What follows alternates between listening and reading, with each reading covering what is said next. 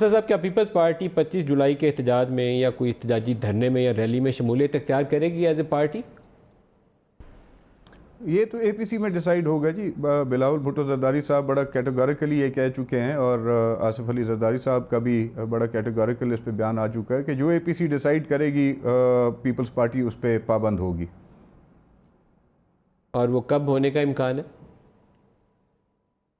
राना साहब जिस तरह से कह रहे हैं कि बातचीत इसके ऊपर जारी है, देखें अब ये डिसीजन कब होता है। लेकिन मैं एक हद तक राना साहब से ज़रूर इत्तफाक करूँगा कि ये जो हालात पैदा हुए इस वक्त, मौजूदा जो हालात पैदा हुए हैं, इन हालात में अगर कोई फ़ैसले जल्द ना हुए तो आपको माजी की गलतियां जो हैं वो भूल जाएंगी।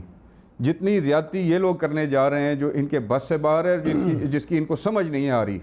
आप देख लीजिएगा हालात, ये कहते हैं ना दहशतगर्दी के हवाले से, जब एक गरीब के मुंह से निवाला छिन जाएगा, जब वो अपने हालात को सही तरह से नहीं भुगता सकेगा तो फिर वो क्या करेगा?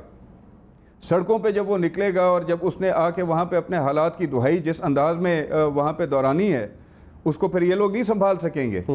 डॉक्टर साहब से इन लोगों से भी, हुकूमत से भी क्लोजिंग रिमार्क्स ले लें डॉक्टर साहब से। 25 जुलाई को एक साल पूरा होगा जी इंतखाबात को, और 25 जुलाई को ही एहतजाज की तारीख का आगाज़ हो रहा है। लेकिन तहरीक तो ये तब चलाएंगे जब एपीसी बुलाएंगे। एपीसी के लिए इनको मौलाना फजल रहमान साहब का सहारा लेना है, ख़ुद तो ये एपीसी बुला नहीं सकते और मौलाना फजल रहमान के पीछे ये दोनों जमातें यहाँ छुप रही हैं।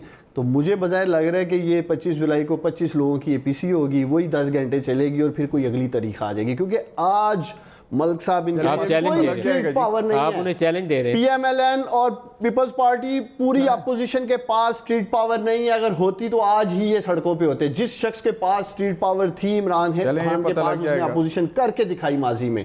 अगर होती तो अभी तक ले आते। दूसरा, गरीब के मुंह से नवाला छीनने की बात कर रहे हैं, बड़ा गरीब का एहसास है। राना साहब दर्श दे रहे थे 8-10 माह में क्या इमरान खान ने कर दिया? इन लोगों को एक्सपोज किया ना आके। ये 30-35 साल इस मुल्क में मुसल्लत रहे हैं ये दोनों जमातें। कोई एक दारा क्लेम नहीं कर सकते हमने इमरान खान को नफा बख्श दिया, उसने तबाह कर दिया। 30,000 अरब के कर्जों के बोझ तले दबा के गरीब की बात करते हैं। आप उन्हें चैलेंज दे रहे हैं कि आप निकले सड़कों पे। निकल ही नहीं सकते। निकलना क्या है? मलिक साहब अगर निकलने वाले होते तो अभी तक आ जाते। एक जुमला कहूंगा जी, एक लाइन कह लीजिए। गुजारिश ये है कि ये 30 साल की रट जो है पीटीआई लगाए रखती है हर वक्त। इस वक्त जो असेंबली में इनके साथ इनके हामी बैठे हुए हैं, वो भी इन 30 सालों में इन्हीं दोनों जमातों के साथ ही रहे हैं जो आज इनके साथ बैठे हैं। कप्तान की बात कर रहा हूं। पहला सवाल ये उनसे करें, बाद में किसी और की तरफ ये रजू करें। मेरे प्रोग्राम का वक्त ख़त्म हो रहा है, यहाँ मुझे एंड करना पड़ेगा। हुकूमत वक्त को पानी डालना चाहिए जी। डॉक्टर साहब एक चीज़ ज़रूर कहूँगा आपको, दावत नहीं देनी चाहिए कि आप आ जाओ कंटेनर में देता हूँ, पानी डालें, ठंडा पानी डालें उसके ऊपर, के मामला काम डाउन नहीं, मामला आगे चलने चाहिए, हुकूमत चलनी चाहिए। ऊपर पानी भी डालेंगे इनको इतराज होगा, नहीं डालेंगे इनके ऊपर न डालें, आग के ऊपर जलती आग के ऊपर कहते हुए जा रहा हूँ। पाकिस्तानियों ये वही मिसाल है, आटा गूंदी हिल्दी की। उस्मान साहब, राना मशहूर साहब, दोस्त मोहम्मद खोसा साहब और राना सनाउल्लाह की अहलिया नबीला बीबी हमारे साथी, सबका बहुत शुक्रिया। आज के लिए इतना ही, इजाज़त दीजिए। खुदा हाफ़िज़।